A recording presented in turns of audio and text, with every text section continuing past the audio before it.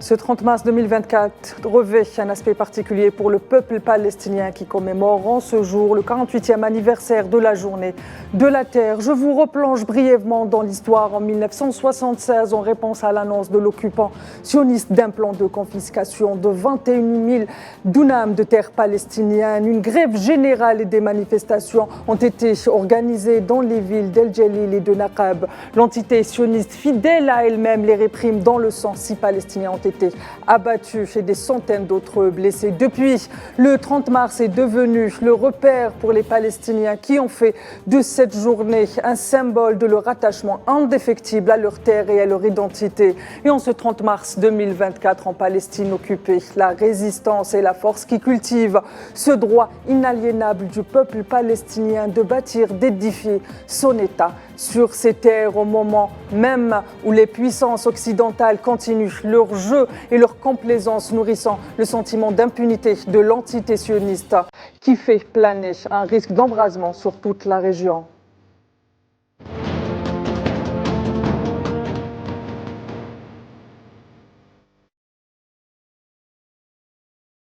Madame, monsieur, bonsoir. Vous êtes en direct sur Al24 News. Vous regardez l'échiquier international qui poursuit sa couverture continue du génocide que subit actuellement la bande de Gaza en Palestine occupée. Et pour en parler, j'aurai le plaisir d'être accompagné ce soir de Hassan Qassimi, expert des questions internationales qui nous rejoint depuis Alger. Bonsoir, monsieur Qassimi.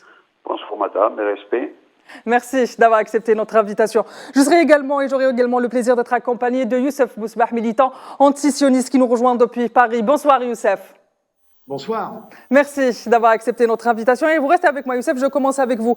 Alors, Youssef, la répression des manifestations à l'étranger se poursuit, en particulier en ce jour, en ce 30 mars, comme je l'ai dit dans l'introduction, qui est la journée de la terre, ou la journée durant laquelle les Palestiniens rappellent leur attachement à leur terre, mais aussi occasion pour les soutiens de la Palestine de rappeler l'importance de cette journée et de cet attachement à la terre. Pourquoi est-ce qu'aujourd'hui on a vu en Allemagne une répression sanglante des manifestations? Pourquoi l'Occident continue à réprimer les manifestations alors qu'il y a eu une motion adoptée par l'ONU, par le Conseil de sécurité de l'ONU, qui appelle l'entité sioniste à arrêter ce feu? Alors, il semble qu'un certain nombre de pays occidentaux, et particulièrement de pays européens, eh bien, aujourd'hui, aient choisi de suivre aveuglément l'entité sioniste dans sa folie destructrice, dans sa course en avant, qui ne peut qu'échouer en plus. C'est évident qu'il ne peut qu'échouer, c'est ce que disent tous les observateurs internationaux.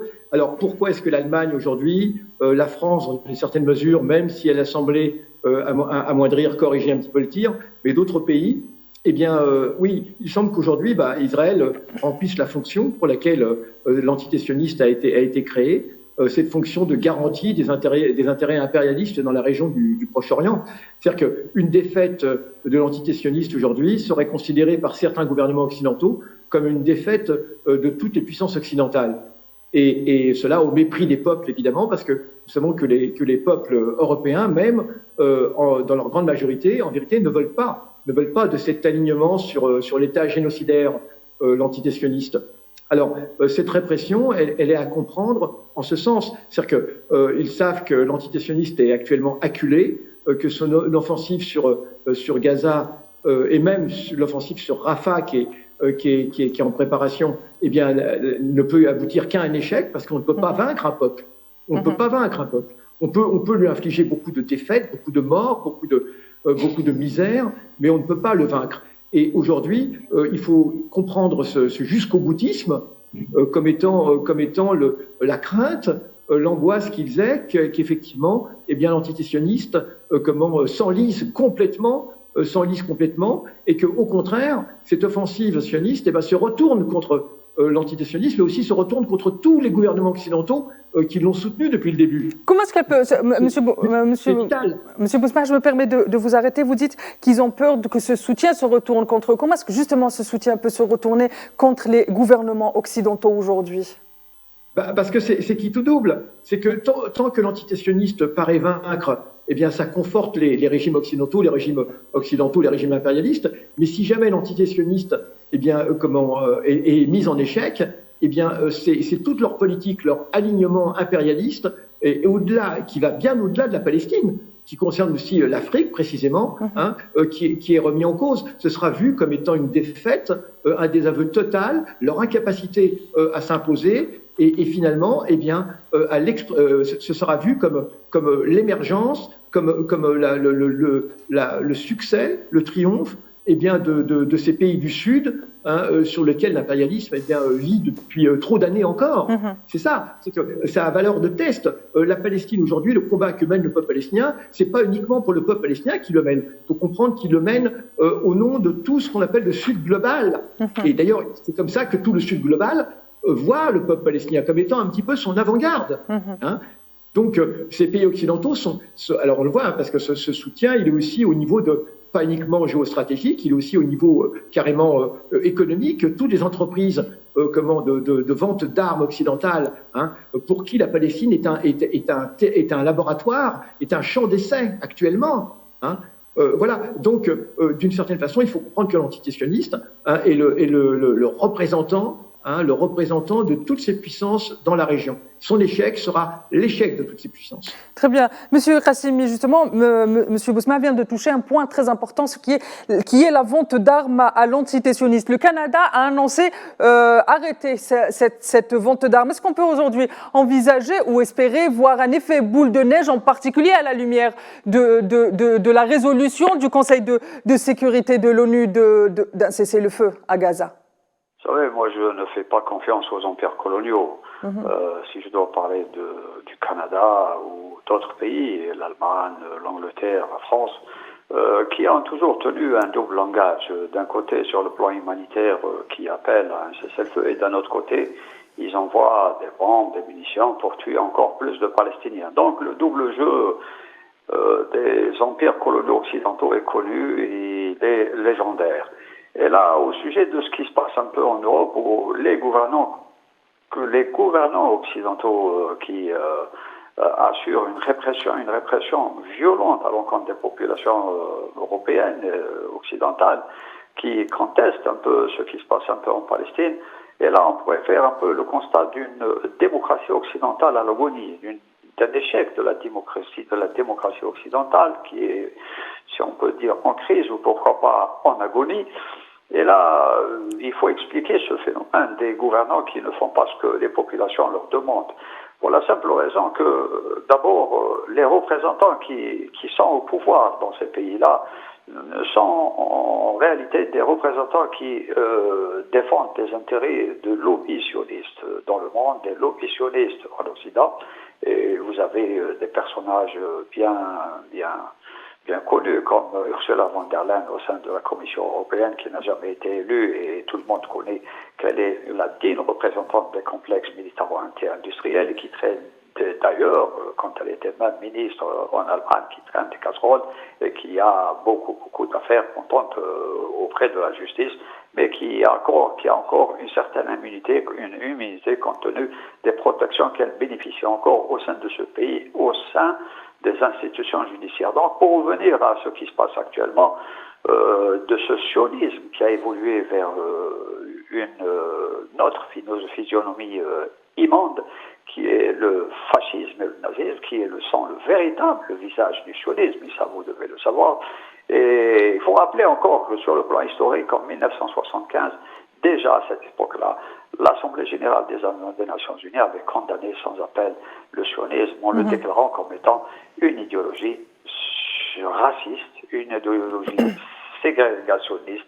Et là, il faudrait encore ajouter une couche plus importante et plus sale pour dire qu'on devrait, au niveau de l'Assemblée générale des Nations unies, prendre d'autres résolutions pour considérer le sionisme comme étant une idéologie fasciste et une idéologie nazie. Donc, ce qui se passe actuellement en Palestine est inédit dans l'histoire des horreurs, inédit dans l'histoire des massacres, inédit dans l'histoire des exterminations des populations civiles.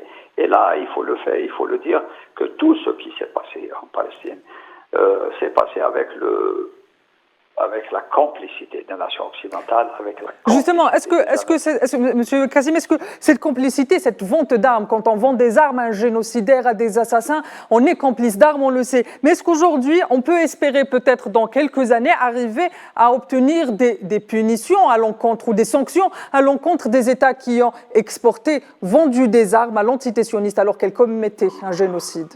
Vous savez que pratiquement les organisations internationales, vous devez savoir qu'elles sont en crise, qu'elles ne fonctionnent plus, à commencer par le Conseil de sécurité qui est l'organe le plus important, qui a un pouvoir de décision très fort.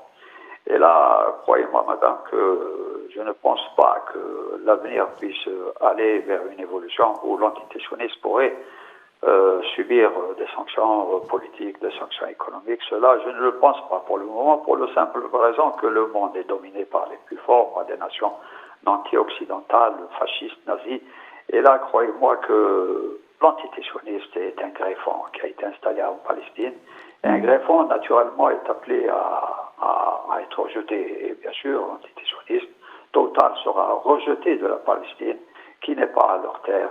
On a ramené des milliers de personnes d'un peu partout dans le monde et on leur a dit que la Palestine était leur pays. La Palestine, c'est le pays des Palestiniens et ceux qui sont venus un peu partout dans le monde sont des étrangers qui n'ont rien à voir avec la Palestine. Donc, sur le plan historique, madame, croyez-moi, que la justice tôt ou tard sera immanente et que justice sera donnée aux Palestiniens et que actuellement, il faut le savoir que c'est une guerre qui est menée pas uniquement par Israël, mais c'est une guerre occidentale contre la Palestine et que l'entité sioniste a été créée pour faire la guerre aux Arabes, pour faire la guerre aux musulmans et que les sionistes qui sont au pouvoir, qui sont les dignes héritiers du parti nazi allemand, sont en train de constituer le bras armé de l'Amérique, le bras armé de l'Occident, de l'Angleterre, de la France, qui sont les pires nations coloniales dans le monde, qui sont coupables de génocide, qui sont coupables de crimes de guerre et d'extermination des peuples. Et je vous dirai pas ce qui s'est passé en Algérie avec l'occupation coloniale française de notre pays, plus de 5 millions 400 de morts, et ça a été des génocides qui ont duré pendant plus d'un siècle. Croyez-moi, madame, que l'histoire est un éternel recommencement et que ce qui s'est passé en Algérie est en train de se redoubler, en train de se redéployer de la même manière en Palestine, un peu partout dans le monde. Il y a un véritable processus, madame, de domination du monde occidental sur le reste du monde, par la force, par la terreur, et bien sûr par l'intimidation, par l'extorsion. Les relations internationales ne sont plus dominées par le droit, mais elles sont dominées par la force, elles sont dominées par des tyrans, par des démocrates, par des tyrans, des criminels qui veulent nous faire croire qu'ils sont là pour servir la paix et la sécurité. Regardez ce qui s'est passé dernièrement avec une mise en scène horrible humanitaire où les Américains et quelques pays occidentaux ont commencé à larguer de l'aide humanitaire sur Gaza. Madame, croyez-moi que les États ne sont pas des ONG. Les États peuvent faire bien plus que cela et aller carrément arrêter les bombardements sur les populations palestiniennes parce qu'on ne peut pas bombarder les populations palestiniennes puis ensuite leur envoyer de la nourriture parce qu'ils seront morts et ils n'auront plus besoin de cette nourriture. Et là, ce sont toutes ces mises en scène occidentales humanitaires qui sont déplorables, inacceptables et qui font honte à l'humanité, qui font honte aux nations libres du monde. Très bien, malheureusement, la façon dont ces aides ont été distribuées a choqué plus d'un. Monsieur Qassimi, je viens vers vous, Monsieur Youssef Bousmah. Monsieur Qassimi vient de faire un rapprochement qui est très intéressant entre la colonisation qu'a subi l'Algérie durant 130 ans et celle qui est en train de subir aujourd'hui l'entité sioniste. L'Algérie a été un laboratoire de guerre avec les essais nucléaires et vous l'avez dit tout à l'heure, la Palestine est aujourd'hui en train de devenir un laboratoire de guerre. Sauf sur cette question, comme à chaque fois quand il est question de colonie, les experts refusent de trancher. Pourquoi est-ce que vous pensez aujourd'hui qu'à Gaza, il y a un laboratoire de guerre à ciel ouvert qui est en train de se mettre en place? D'abord parce que, on l'a dit, au niveau des armements, les armements qui sont actuellement utilisés à Gaza ne sont pas des armements uniquement israéliens, ce sont des armements qui viennent de toute la sphère de ce qu'on appelle le complexe militaro-industriel occidental. Et ce complexe militaro-industriel occidental, c'est un élément fondamental des économies occidentales. Hein. Ce n'est pas un secteur périphérique, secondaire de l'économie. La France, aujourd'hui, vient de passer en tête des ventes d'armes, hein, en tout cas dans le pelon de tête des ventes d'armes. Elle vient même de supplanter la Russie.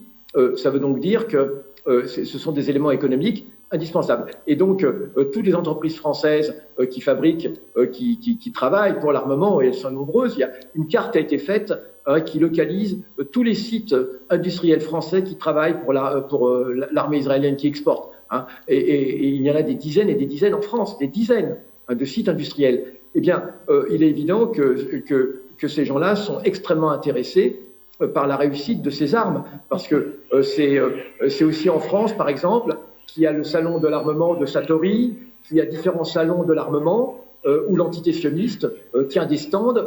Donc, on a donc des ventes d'armes qui sont vraiment très très efficaces. Aujourd'hui, on a par exemple une entreprise marseillaise qui est poursuivie. Des militants à Marseille sont en train de poursuivre et de faire tout un travail de dénonciation d'une entreprise marseillaise qui vend, par exemple, les bandes dans lesquelles les balles de mitrailleuses seront fixées. Hein. Eh bien, ces bandes sur lesquelles elles seront fixées, eh bien, c'est une entreprise marseillaise, donc française, qui l'exporte vers Israël. Et actuellement, il y a une action en justice qui est intentée par des militants contre cette entreprise. Donc, ce que je veux dire, c'est que non seulement il y a la fourniture de matériel, il y a la fourniture de conseillers. Nous savons qu'actuellement, aux côtés de l'armée sioniste, eh bien, on a des conseillers qui viennent de tous les pays, y compris de France. On a des conseillers, soi-disant des conseillers militaires. Alors, on a carrément des mercenaires. Hein. Il faut savoir qu'aujourd'hui, eh bien, on est en train des députés, notamment un député français qui s'appelle Thomas Porte, eh bien, porte plainte contre tous les franco-israéliens qui combattent au sein de l'armée israélienne aujourd'hui. Et on pensait qu'ils étaient 4000, en vérité, ils seraient beaucoup plus. Hein. Donc la France ferme les yeux là-dessus, sur le fait que des citoyens franco-israéliens participent à des actes de génocide actuellement dans la bande de Gaza, hein, et cela, bien sûr, est en contravention totale avec la loi internationale, qui, évidemment, normalement, les forcerait à poursuivre en justice des personnes coupables de crimes de guerre. Eh bien, donc, il y a des Français aujourd'hui, des Franco-Israéliens, qui aujourd'hui commettent des crimes de guerre, des crimes de génocide au sein de l'armée israélienne. Donc, ces liens, ils sont donc militaires, la fourniture d'armement, la fourniture de conseillers, la fourniture de soldats, de mercenaires. Hein. Donc, tout cela fait qu'il y a une application totale aujourd'hui de l'armée française, des pouvoirs français, des pouvoirs économiques français, aussi bien publics que privés, hein, dans l'armée génocidaire sioniste actuellement à Gaza. Alors cela est un peu en contradiction, et c'est là où la France pose problème, un peu en contradiction avec de raisons de prise de position du Quai d'Orsay qui aujourd'hui parle aussi d'un cessez-le-feu durable, etc. Et cela est en totale contradiction avec ce que le président français Emmanuel Macron fait dans le concret, ce que font les entreprises françaises qui collaborent avec l'entité sioniste, ce que font les opérateurs privés avec l'entité sioniste, ce que font les franco-israéliens qui combattent actuellement. Donc on le voit, on a une application totale. Alors ce qui est valable pour la France est aussi valable pour d'autres pays. Mais je le dis, et vous l'avez souligné en préambule, on a quand même des mouvements de contestation dans tous ces pays, que ce soit au Canada, que ce soit en Italie, que ce soit partout. On a en Angleterre également, bien sûr. On a des groupes militants qui aujourd'hui protestent, envahissent des bases militaires, envahissent des entreprises qui travaillent avec l'entité sioniste. Donc, justement, parce que les peuples sont conscients que leur gouvernement les entraîne dans une guerre qui n'est pas la leur. Une guerre à laquelle ils s'opposent, à laquelle aujourd'hui ils s'opposent. Et si on faisait aujourd'hui des sondages, je peux vous assurer que la majorité des peuples d'Europe sont contre cette guerre génocidaire à Gaza, qui est imposée par des gouvernements. Hein, Monsieur Bousma, je me permets de vous arrêter. Comment est-ce que demain les Français pourront vivre avec ces soldats qui ont commis des génocides et qui vont rentrer? Quel sera l'impact psychologique? Qu'est-ce qu'ils peuvent comment la cohabitation serait-elle possible? Mais vous avez tout à fait raison. C'est exactement ce que nous disons. disons, vous vous rendez compte que ces milliers de soldats, et là, vous savez, là, je vous parle d'un meeting. Là, je suis dans un meeting, en fait, dans une salle à côté d'un meeting auquel je participais. Un meeting pour la Palestine, évidemment, très, très bien, très, très intéressant. Et il y a entre autres plusieurs députés français qui sont présents dans ce meeting, qui dénoncent cette guerre. Et l'un de ces députés, eh bien, justement, porte plainte contre les soldats israéliens, franco-israéliens actuellement. C'est un député de la France Insoumise, du parti La France Insoumise, qui s'appelle Thomas Porte. Je veux dire, actuellement, il poursuit une action en justice. Il a saisi le procureur contre ces franco-israéliens qui commettent des crimes de guerre.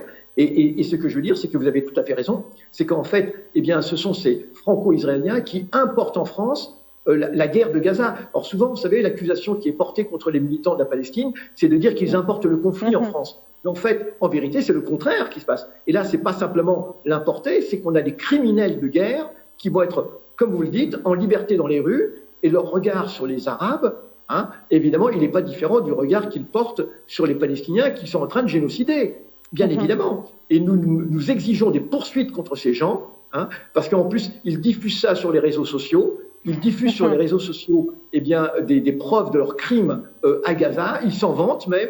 Ils s'en vantent tous les jours. Et le gouvernement français laisse faire cela. Alors, cela est anormal parce que là, est en train d'importer en France non seulement mais une idéologie raciste concrète. Ce n'est pas uniquement des paroles. Ce sont des gens qui vont tuer des Arabes en Palestine. Comment voulez-vous qu'ensuite en France, ils regardent les Arabes autrement que comme des ennemis? Et cela va poser un problème un problème de paix civile extrêmement grave, et nous enjoignons les pouvoirs publics à prendre leurs responsabilités par rapport à cela. Ça, c'est un fait. Très bien. Merci, Monsieur Bousma. Je viens vers vous, Monsieur Qassimi. J'aurais une question. Je sais que vous n'avez absolument pas confiance en les organismes internationaux et leur fonctionnement dans l'état actuel. Mais si on devait mettre en place des sanctions à l'encontre de l'entité sioniste, à votre avis, quelles seraient ce genre de sanctions? Je vous préviens, vous avez 1 minute 30. On arrive à la fin du temps imparti à l'émission.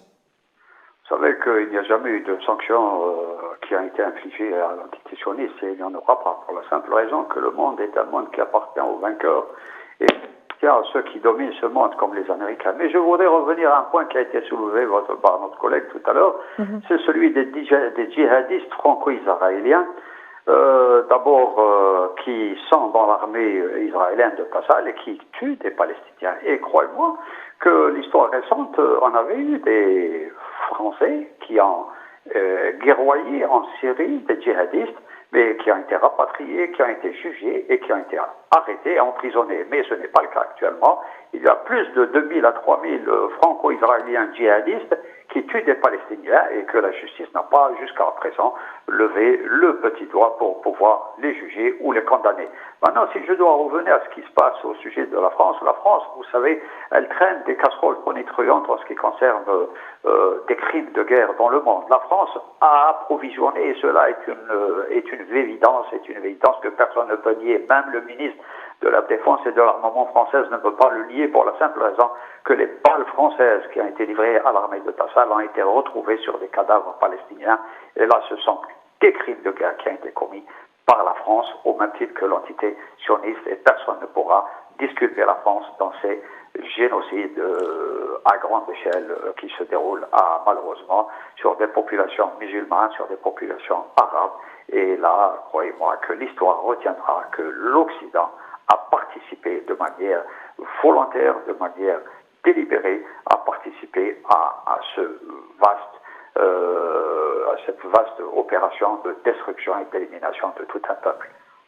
Très bien. Monsieur Youssouf Bousma, vous avez la même question en 1 minute.